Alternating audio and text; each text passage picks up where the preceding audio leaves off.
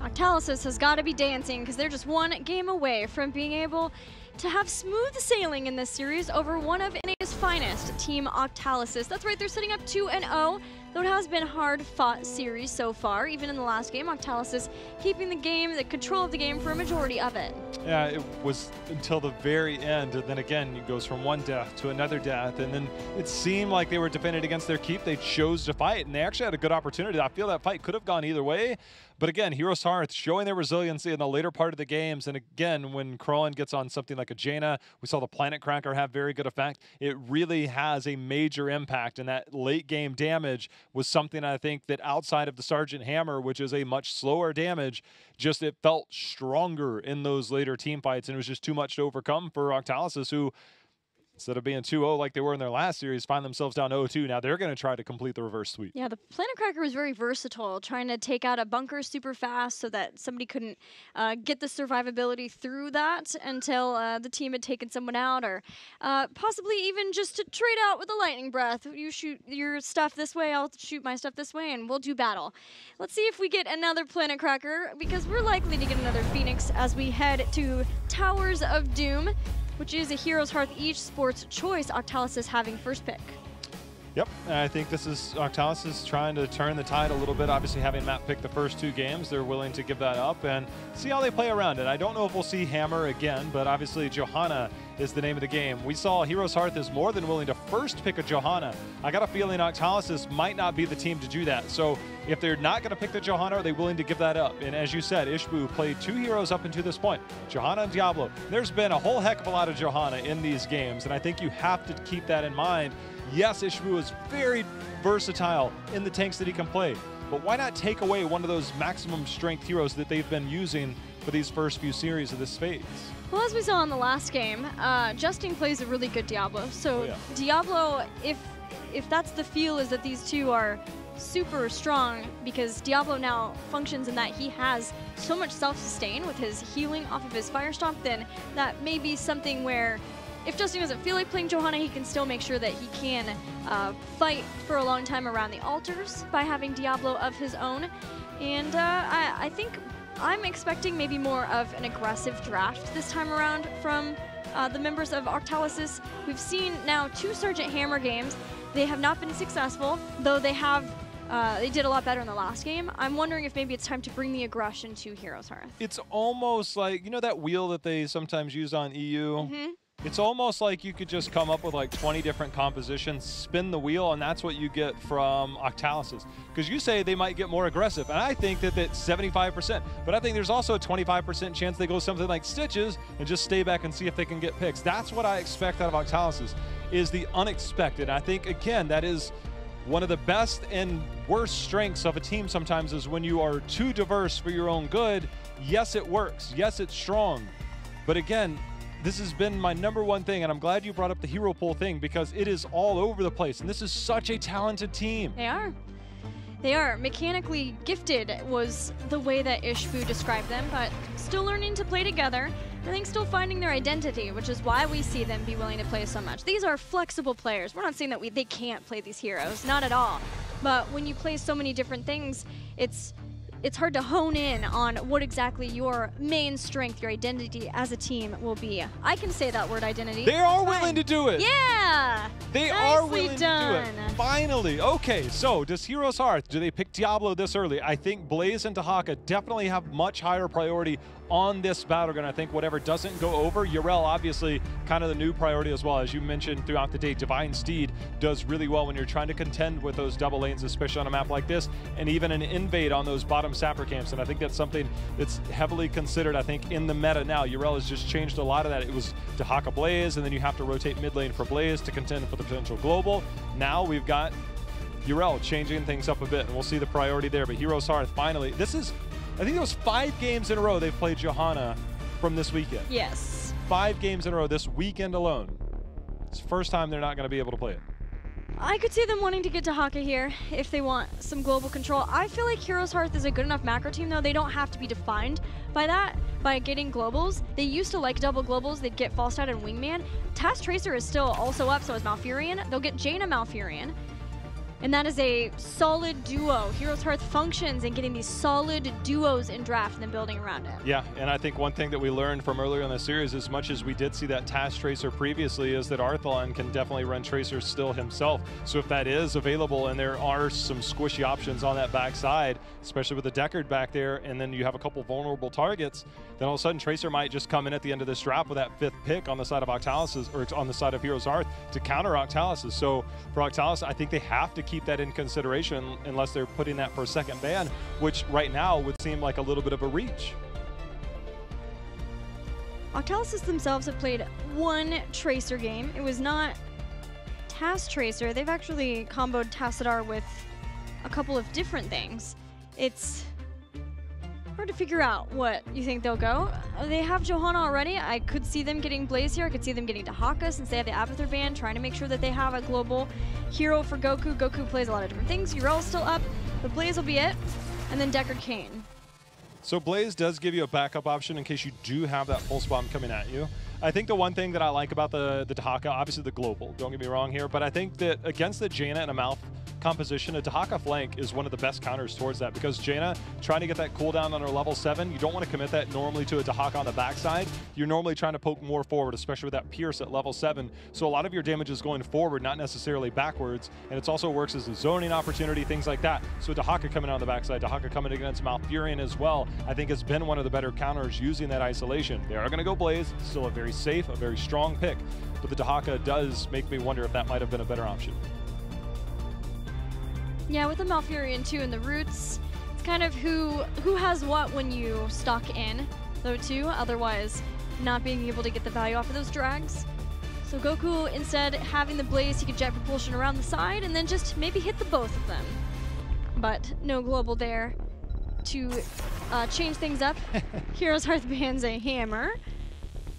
Does Octalysis ban Diablo now? Do they feel like they need to ban Ishbu can play other warriors, so I don't know if that's necessarily the best approach. Maybe something more, maybe they ban Dahaka now and just take away all hopes of a global. With Jaina being picked up, we know, I believe that is 99% certainty that despite any other hero, that still should be crawling no matter what. Tracer. Okay, so they did commit to the Tracer ban. I'm really glad they're keeping this in mind, keeping this thought process, and not losing track of it, thinking, all right, what did we see in game 1? What do we know they can flex into?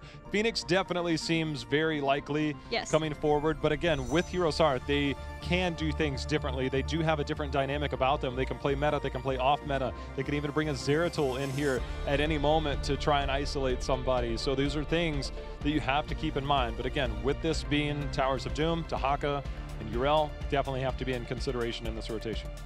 They might just Phoenix Thrall again. Yeah.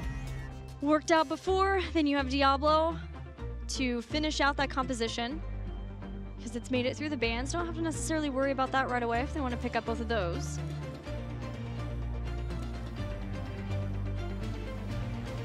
Spending a good amount of time figuring this out. Phoenix, again, has had such a major priority. They go the Thrall, they're going to hold on to that Phoenix and see what might be the few damage dealers, because we don't have anything yet on the side of Octalysis. Well, that's likely a Urel that's McIntyre, which means Arthlon Thrall, they're going to get another tank.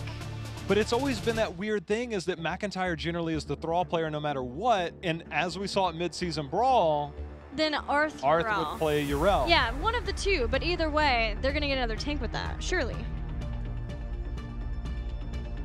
Give a lot of frontline control.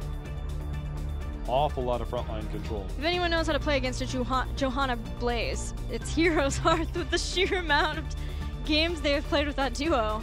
And it was McIntyre on that Thrall. I remember the first time we saw it was on Dragonshire. He used that as the counter towards a bunker. It's like, you're going to bunker, we're going to have the Earthquake right outside of it. The minute you come out of there, you might go into your hole, but you're coming out to a world of trouble. And I think that's one thing that they started to find out worked more and more. It started to become a more natural counter for them. So Octalysis, your damage, where's it coming from? I think there's a disruption here of some kind. They get Phoenix Li Ming. All right, so they take what was likely to be the Phoenix away, but anyway, we knew that there was almost certainly going to be another warrior behind that. Well, so there's our draft. Lightning Breath slows, but if there's already a slow to kind of start that up with an Earthquake, do you make it out of there alive? And it also begs the question, we don't see APOC really. This is the one where APOC's slightly shorter cooldown, Lightning Breath slightly longer cooldown, and APOC to potentially cancel out a stay a while and listen is something that you could consider, but I don't think it's normally that threatening that it would warrant a change in heroics in that regard.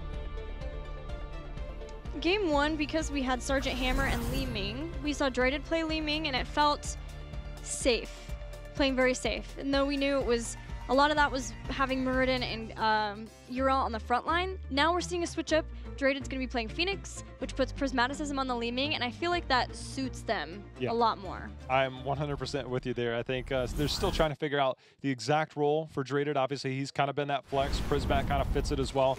But finding those defined heroes that they can really stand out on, this definitely seems like it fits them a lot better. And Justine first picking the Johanna.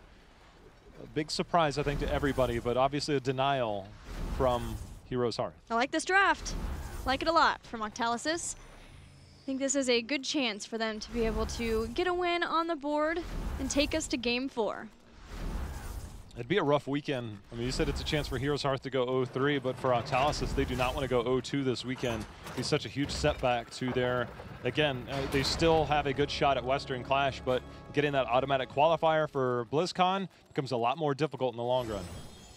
Now we're seeing Ishbu pick Soul Shield again. Gonna help with a lot with the ability damage, especially trying to deny the resets for Li Ming and his kill. The focus is on that front line, and it's like to be with so much front line from HeroesHearth. It'll be hard to get past that to get to the Jaina or the Malfurion. Time to go Combustion. Did you miss the days like when Blaze first came out? I think I know what happened. It was the game we were casting on Infernal Shrine. Cattle Pillar. Cattle hit the 5-man max combustion. 20. And everybody, yeah, at level 20, everybody's like, we're never going to be able to top this. It's time to retire it. And since then, we just don't see it. As one, every region. Actually, there's a combustion today. But it was right as the game was ending. It doesn't count. Okay. As one, every region decided this can never be beaten. Caterpillar holds the greatest combustion on record. I mean, it's so clear in my mind how good that was. Yeah, that was my favorite play of part 1 of phase 1. Well, the early rotation, nobody looking to invade here. Again, you could see the rotation. I think the main thing that you have to keep an eye on there is Goku on that Blaze as we take our attention down here towards the bottom. But his rotation to the middle lane, in case there was the threat of an invade, he would have a quick rotation over. That's the general rotation, but Uriel, because of the lack of wave clear, ended up being stuck in that top lane a little bit longer. But again, trying to get that double lane soak between that Thrall, helping out a little bit, Uriel coming down, buying a little bit of time as Blaze trying to clean up what was already up there. Yeah, that's the benefit of having both Uriel and Thrall, is you can have these double solo laners as long as one of them doesn't get caught from the rotation, the 4-man rotation, which has been sometimes problematic for teams when they do draft something of a double solo laner, but it also keeps Diablo, Malfurion, and Jaina together as a rotation squad to see if they can get picked somewhere or what they can get done somewhere else. But ideally, that's a lot of kill potential to try to catch someone out somewhere. Well, Gilly, we're seeing it again, and this is one thing that if you're worried about getting that spell armor or getting through some of that spell armor from Diablo, Prismat going into Charge Blast again at level 4, getting a little bit of extra damage in there. It's unique to say the least. No health coming back in this game off those kills. Who needs health from kills when you have potions? And the shielded potions, there's also a Blaze with Bunker for survivability, but it is less survivability. No legendary potions in this game. No Diablo 3. My Diablo 3 people get it. First altar phase is started, and it'll be the normal trade out. We see Phoenix in the top dealing with that top lane for Octalysis as HeroesHearth dives in with that Ishbu. Cube stops. We're gonna start to see Blaze come around the side. Doesn't get stunned out before he gets the fire, and now Ishbu's pulled back. Gonna get hit by the tip of that Scroll of Sealing, and just the tip is just enough. Takes out the Diablo. Low souls mean squishy Diablo. So that's gonna be first blood of this game, and again, another positive sign for Octalysis is their lead comes up a little bit. They also have a core lead, and that's got to be a good sign. But as we've seen, this team of HeroesHearth, look at Thrall, Echoes being completed, almost completed. And then level 16, getting that questing talent there. So much control. Jaina scaling with her abilities and her talents. Make this a very strong late game team. And of course, Diablo, the ultimate one, getting those souls. It almost reminds me of Prismat. Spots out an Arthalon. With the orb. This is going to hit again. Wow. Doesn't need the dominance, but will drop the B step. Or sorry, accidental hearthing, I believe. Accidental hearthing. It's the correct term, because I don't think they ever mean it. Nope. Don't forget, Li Ming may not have dominance, but she still has Calamity in post 7. That's where the threat comes in. She just jumps on top of you. You know you're in a world of hurt. Well, Justine taking a page out of Penelop's book. We got Subdue. Prismat going to get that healing. They're going to turn again on Ishbu. Oh my. The amount of damage is going to be here. Nice body blocking going to be there, but the... Oh, just that. I had to hold my breath for that one. But the Moonfires coming in from BBJ as Octalysis clumped up. That just added more and more burst healing over. I will say, those 2 kills and the amount of control we've seen in these lanes, this is a full level lead almost on the side of Octalysis. I wondered if that Arsenal synergy kill would be there, as we've so often seen when people are retreating. But the amount of deaths and pressure that's been put on Ishbu, he is slowly making his way in souls, but only sitting at 61 right now as the next altar phase is about to spawn. It's a single altar phase. Well, as I was going to say, Subdue picked up again. With this much melee, it makes it very easy to get value out of. As you can see, Crone continuing to land over and over against Justine, keeping control over that front line. Justine, again, did go the Iron Skin cooldown, but he's got to dodge one of these. And you know what else you get a lot out of? Combat advantage.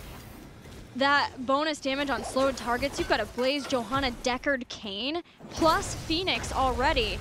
In that amount of melee, Phoenix is going to have a field day with that. Well, right now, we're going to see Johanna potentially rotate down. HeroesHearth is going to try and soak that, but level 10 so close. Justine going to go in and get that wave. Blaze and Phoenix catching out the mid should get them a really strong push towards 10. HeroesHearth recognize that. It's a great recognition by Octalysis to get that push towards 10. They're going to lock in Heroics and get themselves another altar. I'm expecting salvo from Draded. Planet Cracker was the last game, but yeah, same reason I talked about combat advantage. He should be able to hit a lot of people with that salvo, get the extra damage, and that sets up for the Li Ming resets. Another Lornado instead of stay a while and listen. One thing that'll be interesting is we see Disintegrate, and normally we saw with Phoenix, you fire one laser at me, I'm going to fire, or you fire some lightning at me, I'm going to fire a laser at you. Phoenix this time again with salvo, but Disintegrate on the other hand, that's another way to fire back if we do see Lightning Breath come out here from Ishbu. We're going to find out right now. 10 picked up by HeroesHearth. Yeah, the difference is Prismat doesn't have that shield to tank up some of the Lightning Breath the same way, but maybe it'll work. We shall see. Heroics now available for HeroesHearth. No Ring of Frost again, though it is Lightning Breath for Ishbu. I don't know if I've seen him play an APOC game. Here we go. Here comes Lightning Breath. It's putting out the damage. Draded going to go ahead and warp away. Buds keeping the heal up. Goku, however, going to get blocked on that. Does have the bunker available. That's going to go down for now. Disintegrate trying to get through, but we have the Earthquake in return. Earthquake, but the Blessed Shield went out and everyone's fine, except Justine as Ishbu dives back in. Here's going to be the Purification Salvo, and they're looking for those resets, but Justine is like to fall first. He lives for so long before finally falling. McIntyre uses Avenging Wrath, seeing if he can get more, but finding none, they'll take some altars instead. It was so close. That could have gone either way, but the timing definitely in favor of HeroesHearth here. 20 seconds before this, still 11 seconds from now before Johanna is up. You do have a couple of defensive tools to poke some of this down, but your positioning right now is compromised because HeroesHearth is pushing down this bot lane. Blaze going to do his best as Johanna now back. See if we get the trade or whether Blaze is going to be able to prolong this. Then we get the skirmish over one of these altars. Yeah, I think Octalysis just has to pick one and hang out at it and just wait until Johanna can get back in action. That's what they're doing. They give up bot. Valkyrian channeled that one. And now BBJ can head up with the rest of the team. A lot of the heroics, though, are on the side of Octalysis. A lot was committed by HeroesHearth not too long ago, so those heroics still nowhere near off cooldown. Most notably, the Tranquility 15 seconds away is going to be the closest, but Earthquake and that Ardent Defender still a ways to go. Mac has his Avenging Wrath charged up. Wanted to see if he could get the jump on anybody. Also has Aegis of Light, so can always use that to give protection to his team. They're trying to zone out Crowan. They're pinging it. They have all eyes on him, but Crowan makes his way down, gets a little bit of breathing room. Still a slight advantage in favor of Octalysis. We could see another familiar situation when it comes to that level soak. Not heroics this time, so nowhere near as bad, but Goku taking a bit of pressure there. No 13 yet, but Octalysis is working towards it. It's really weird, though, for HeroesHearth because they want to stall out so they get those heroics back because they're key heroics. But then again, the longer they stall this, 13, it gets closer and closer for Octalysis. It's not the end of the world to have to give this up because they are not too far behind, but ideally they want to fight, and they're willing to do so. They dive in right now. Lightning Breath out, Justine walking away with a big hammer's gonna knock him back in. The Blessed Shield out in return, but the setup there by McIntyre, so clutch. Arthlon needs a lot of damage, but Draded unable to engage on that. And the entire time they had been working, Goku completely zoned out from the work of McIntyre. When it came time to engage, they rotated down and they took that fight, and Justine punished there. No bunker option to save him. Well, a slow start for HeroesHearth, and as with the past couple of games, it feels like HeroesHearth worms their way back into the game and then never lets go from there. And it'll be on Octalysis to take back the momentum if it's to be had again. Because now they get the Sapper Camp stolen away. They're going to take down some towers here. They get Yrel back into action with that Divine Steed to start soaking themselves up to 13. And Octalysis is back in for the fight. Worm, wiggle, wiggle, wiggle. Yeah. Well, a little bit of a reset. We can see the rotation in. Blaze coming in. Yrel hasn't quite made her way down here yet. Justine coming in on point, eating some damage from that Blizzard. The Sapper's still going to be here for now. McIntyre can easily jump over that wall. He's going to be in position. Also has that big hammer for the knockback. Ishbu goes in, flipping over Goku, who's going to re-engage here. Lightning Breath. We got to fight on both sides. Separates out the teams, but the bunker's there, saving people for a little bit. Arthalon under heavy fire as Prismac goes in and gets the execution, gets the reset. Thrall went down too, and Goku is just barely staying alive. Finally goes down, making that a 2-for-1. Thrall was the person that was chased down. My mind's playing tricks on me. 2-for-1 though in favor of HeroesHearth. Not only means that they get the Sappers, they can start to take over this map, and there's going to be an altar spawning here in the bottom lane. How convenient for HeroesHearth. Even more paramount for Octalysis to hold on to the spot lane, and without the numbers advantage, they have a lot of damage. They do have Johanna there to try and deal with this. The assault is on. 1, 2, and 3 go down. That keeps sitting at about 30% health. Altar here in 5 seconds. Blaze going to be a little bit late to the party, as is Yrel and Thrall. We'll see how this fights out. The last few fights have not gone Octalysis' way. It looks like it's already starting in favor of HeroesHearth as they start the engagement. It was a little bit of the same situation in the last fight where Buds got separated from the 2 tanks that could keep him alive. There's the Blessed Shield with the Disintegrate behind it. Lornado separates out Arthlon from the rest. Bunker used, Lightning Breath burns it down. Earthquake keeping Goku from escaping, and he uses the zone burning to try to stay alive. Justine goes down first. McIntyre staying healthy as Ishbu zones out. The rest of Octalysis is long enough for HeroesHearth to get yet another altar. The BBJ's healing has been insane. It's so good right now to keep so much under this control, getting those regrowths out. Goku's, he'll be lucky if he makes it out of here alive. Arthalon gets on top of him. This body blocking by McIntyre.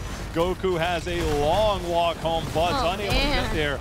Those plays are what sets HeroesHearth apart from the top and bottom here of a lot of these teams. Just all the plays, the recognition, the positioning, and everything that you need to do to win these games. It's starting to really pile up here for HeroesHearth. They're doing what they can here with their 13 talents, having Dampening Field to have some spell armor as long as shield capacitor's active versus that Jaina. Ancient Blessings too gives you the splash auto attack and then heal from heroes. But it just feels, Jay, how like once HeroesHearth finds their stride in a game, nothing is able to stop them. They're unbeatable. 2 out of 3 have made it. See if the third one makes it. Being proxied here, by the way, will be cleared up. Again, this team, a Jaina and a Thrall, now at 16. Of course, Thrall getting his quest available. That Thunderstorm is very strong. We get Northern exposure for that armor reduction. It's just, this team seemingly at this level becomes so much more powerful. And in that fight, because the Echo is completed, 4 stacks for McIntyre almost instantly just in that skirmish.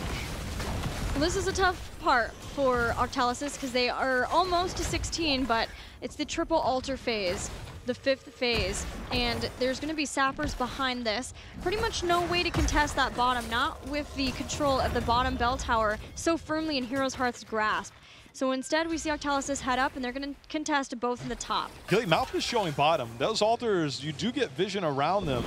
And so Mouth is there, so this is an opportunity. Octalysis comes in, they get the instant blow up. There's going to be #1, but Prismat gets banged right into that wall. The Firestorm is out as we see Diablo controlling the area. McIntyre with the jump in, and here comes the damage as Jaina comes in. Crowan putting on the pressure, forcing out the bunker. Crowan does so much with that northern exposure. There's going to be another scroll of ceiling. Let's see if we can set up Octalysis enough. They have the Purification Salvo, but Goku, there's no bunker left.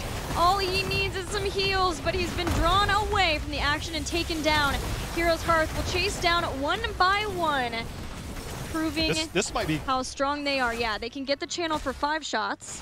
There's going to be sappers into the bottom. See if they make a play on the boss here as they continue to stagger the deaths as Justine falls, and that takes it down to 14. This is also an opportunity to potentially cap other bell towers. They are going to go ahead and opt for the boss, taking the core health of Octalysis down to 5. And if all remains normal here, the bell tower count, 5 shots is all it takes to get 1 more. And they have a lot of zoning when it comes to the lightning breath, when it comes to the earthquake, and it's going to be very difficult to reclaim control.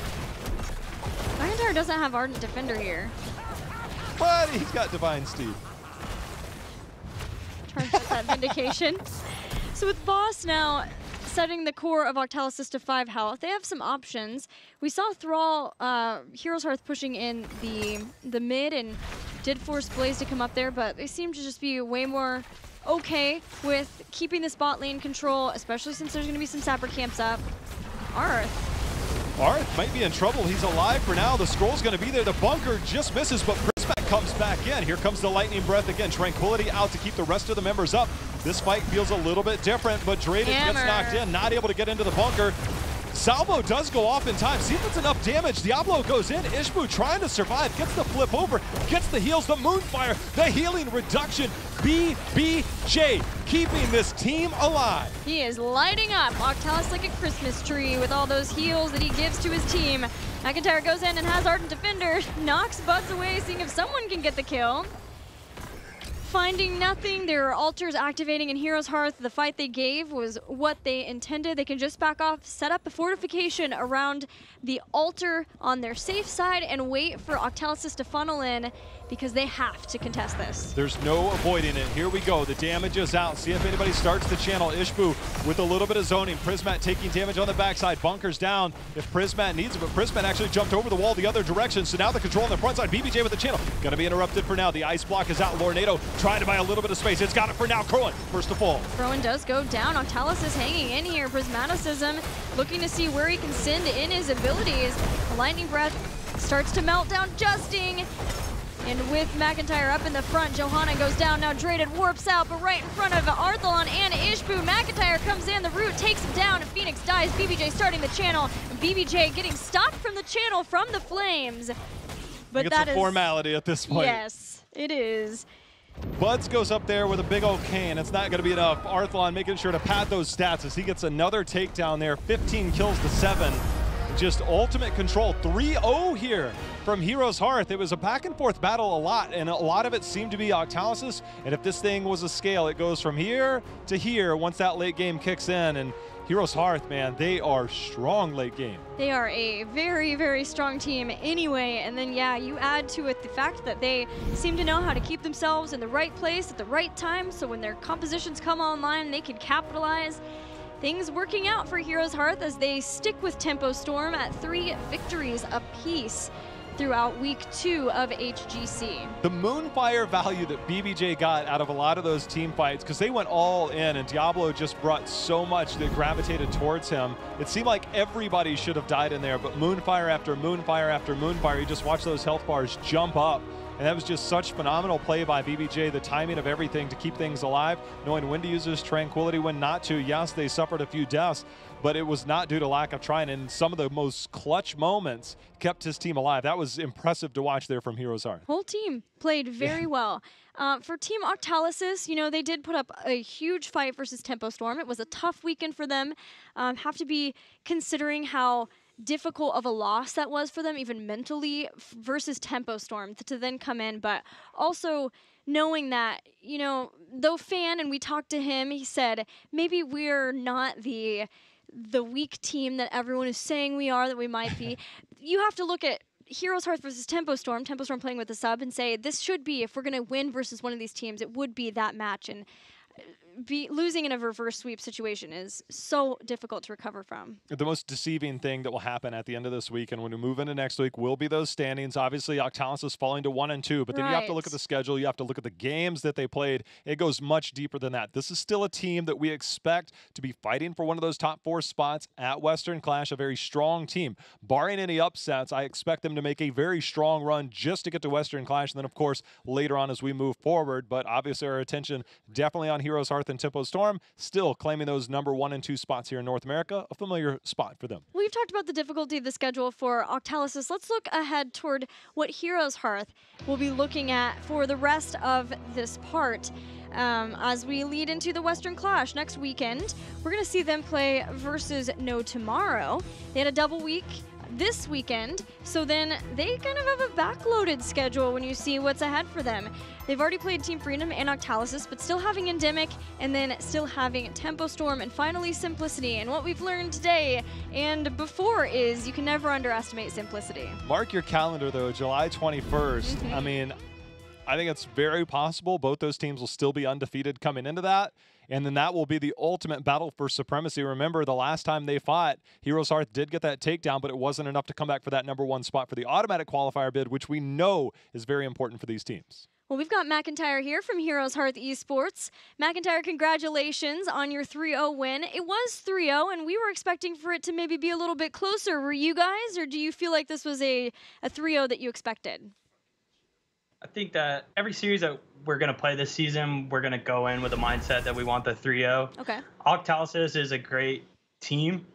So we expected them to fight, and they did. They really did. We just ended up playing better today, and we got a nice 3-0. Well, one of the heroes that we have seen you guys adjust to amongst playing a lot of things, of the same things that worked well for you guys at the midseason brawl, is Urel. And it seems like you're enjoying our new hero quite a lot. Is that the case? Yeah, it's interesting. I really liked Urel before the buffs, and then after the buffs, she was just insane. And our team's picked it up. I've had a lot of fun with her. She's one of those heroes that I feel like I can get in and cause chaos, and that's kind of always been my thing. Rest in peace, Kerrigan. But yeah, Urel's really cool, and she's great at engaging and doing everything that I like. So really enjoy the hero. Well, we have seen now you and Tempo Storm stay neck and neck in the standings, both getting 3 wins. We're not going to see you guys play each other for a couple of weeks. Where do you think you guys' power levels will lie when that Clash of the Titans happens? Do you feel like that they'll be right there with you, being able to get things set up well with whoever ends up being their new member? Tempo Storm is, for us, a wild card at the moment. Okay. I know that they still can, you know, sub out. Their current roster with Vin, I think, is incredibly strong. And the fact that they're so young and kind of it's the second week that they've played together, they could really be good by the time that we play them. I think it's week 4 or 5. Yes. So we don't underestimate them for sure, but I think we are excited, and it should be a good series no matter what. I know that's a couple weeks ahead, but I'm just really excited for it too, so I had to ask. It should be a good one. Yeah, it's going to be good. Jay, how you have any questions for Mac? Yeah, Mac, I want to go back to the Urel part. One thing I compliment you guys on all the time is the communication that you guys have, not just the huge wombos, but even the soft wombos. I watched you come up on Volskaya, up that mid lane, and hit that big hammer into a scroll of ceiling. These are 2 of our newest heroes, but you guys already have the communication and synergy. At what point do you discover, hey, wait a minute, this is easy, and you guys pull that off? It looked, you know where I'm talking about, into that scroll in that mid lane? Yeah, sure. That was sick. And how do you develop that so quickly? I think for our team, we came back from the midseason brawl and had this idea that mechanics and synergy was our next sort of chapter, and landing those kind of combos and skill shots has been a big focus for us. So, you know, we really have been paying attention to each other's buttons, what we have up, when we can use things. And you even saw with our game against LFM, the blessed shield combos, those we need to be clean, and the engages need to happen just like the Koreans, just like the Europeans. So we've really worked hard, I think, this season, and it obviously is showing. So I'm glad someone noticed. That was, I mean, I saw that. I was just like, wow, I see the triangle already forming right as it comes in. I was like, wow, that's impressive. What's more impressive for you guys is the fact that it seems like no matter what the composition, you guys always have that synergy within the drafts as well. We've seen so much Johanna that it warranted a first pick Johanna on the side of Octalysis, and you guys go back to that Diablo. We still haven't seen the full arsenal, I think, from Ishbu, but you guys have this draft that it seems like nobody can figure out. They try and counter draft you, and you guys come in with a late Tracer in game number 1. The Thrall comes in. What do you guys see that you guys can't play at this point? Because no matter what, it seems like you have the counterpunch in the draft, and it executes well. I think it's fun that we have such a versatile kind of group of players. We can play pretty much all the comps. We have an incredibly strong tank player in Ish, and he does have strong Johanna play, right? He's got a strong Diablo. And if you deal with that, then Crone might now have Hanzo. And then if he, you know, gets Hanzo taken away, then now I'm on Blaze, and then Arthalon's on Tracer. Like, this is the mind game, you know. This is the beauty of Heroes of the Storm and just drafting in general. So it is, you know, it's very fun for us, and I think the confidence that our team is kind of showing is really refreshing, and I'm proud of us all. So I think we're playing well. Well, I know it's been right around the year mark since you guys have formed, coming together, and obviously I've been with you guys pretty much the entire way, it feels like, man. So congratulations on a year together with this team and the success that you guys have had and the potential and probably most likely future success I expect from you guys. So congrats on the win today. Thanks, Joe. Mac, you guys made it through a double weekend with flying colors, and that's got to feel so good because I know those weekends can be very tough. Next weekend, you've got a match versus No tomorrow, though. Tell me a little bit about that one. I think No Tomorrow is a team that really wants to show up, and with that in mind, we won't take them lightly at all. They honestly are a very explosive team. They have great mechanical players. They're just having issues kind of finding that synergy, right? Mm-hmm. Finding the decision-making choices, the ones that win the game. They really start out well, and you can see that in their early game, and I don't know. We'll see. Again, we won't take them lightly, and we'll see how it goes. Well, congrats again on your win, and any words for your fans? Yeah, so shout-outs to my fiance, Michelle. She's awesome. Wedding pretty soon, actually. Shout-out to my teammate. Shout-outs to HeroesHearth. If you want to find blogs, tier lists, builds, everything, it's all there. And T-shirts. Tons of good T-shirts. Arthalon, Crow, and me. And jerseys. This one right here. Shout-outs to you guys in Twitch chat. All the haters, all the lovers. We appreciate all you guys. Yeah, that's probably it. Thanks so much. Thank you. Thanks for joining us. You. Later. Yep. Thanks, Mac. Bye. One of my favorite people in the scene. Yeah. I love that guy. The mentality of that team, it's such a shared bond, I think, from them. They all have, it's one of the most positive teams I think I've ever heard, and it's probably the most unlikely scenario, the way that that's come together and the way that they've gelled. And I think the grind through the Open Division last year, getting a lot of wins under your belt in that environment probably feels pretty good, but knowing that you've come here and get those wins, that's got to be so heartening for that team. It's still awesome every time. I still enjoy it. You could say they have much love for each other. They have much love for you guys at home too, as we do. And don't worry, friends. Yes, we're done with another HGC weekend, but there is more for you next weekend, including what's coming up in this lineup on Friday. I'm looking at the schedule. Here it comes. In Europe, Team Liquid versus the Zealots. Team Liquid's been on a tear. They're looking pretty good.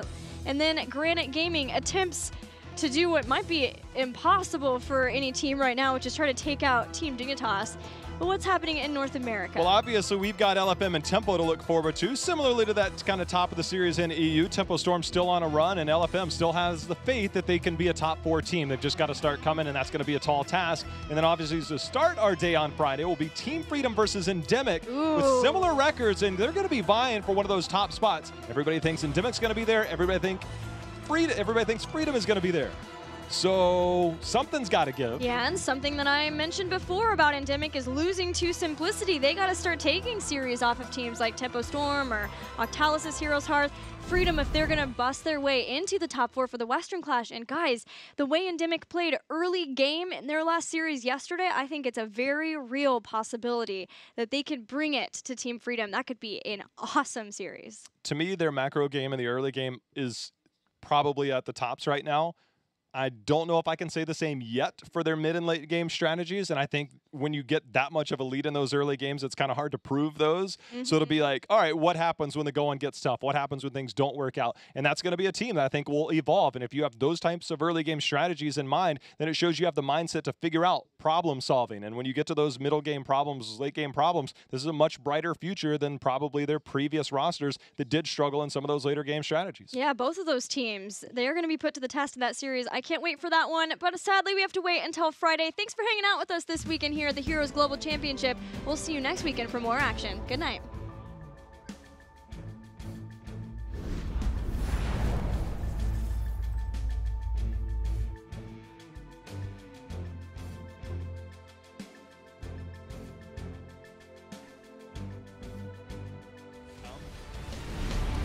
Arthlon's going to move in through the top.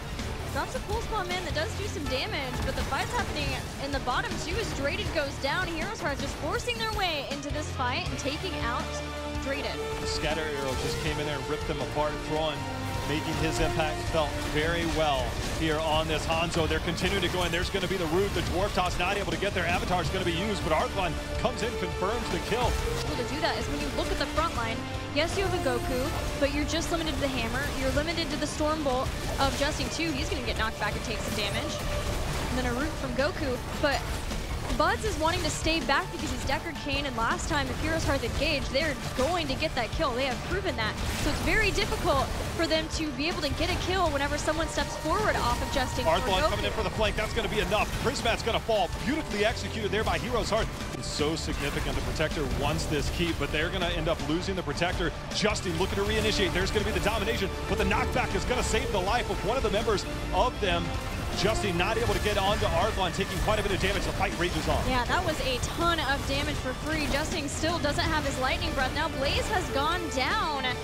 And with that, HeroesHearth smells blood in the water, hits the slow, hits the heal reduction, takes out the Diablo. Arthlon does take some damage from that Treant, but he still has his unconquered spirit. And Octalysis are fighting for their lives in a game that was controlled for them throughout almost the entirety of the game. Now they're trying to protect their core. They are. Ishbu going in. They do take down Prismat. That looks like it's going to be enough. 70% and falling on the side of Octalysis. HeroesHearth coming in the clutch. There's the unconquered spirit. The spray goes down, and that is all she wrote. Vision around them. So Malphite is there. So this is an opportunity. Octalysis comes in. They get the instant blow up. There's going to be number 1. But Prismat gets banged right into that wall. The Firestorm is out as we see Diablo controlling the area. McIntyre with the jump in. And here comes the damage as Jaina comes in. Crowan putting on the pressure, forcing out the bunker. Crowan does so much with that northern exposure. There's going to be another scroll of ceiling. Let's see if we can set up Octalysis enough. They have Purification Salvo, but Goku, there's no bunker left. All he needs is some heals, but he's been drawn away from the action and taken down. HeroesHearth will chase down one by one. Arth might be in trouble. He's alive for now. The scroll's going to be there. The bunker just misses, but Prismat comes back in. Here comes the lightning breath again. Tranquility out to keep the rest of the members up. This fight feels a little bit different, but Draded gets knocked in, not able to get into the bunker.